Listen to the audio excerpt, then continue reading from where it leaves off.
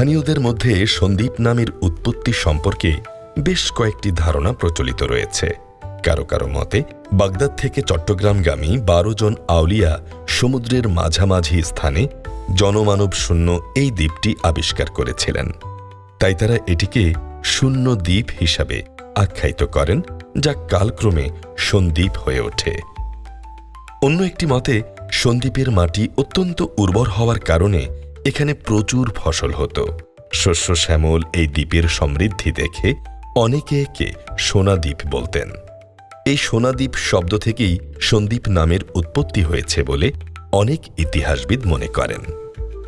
পর্তুগিজরা একসময় এই দ্বীপের নিয়ন্ত্রণ নিয়েছিল।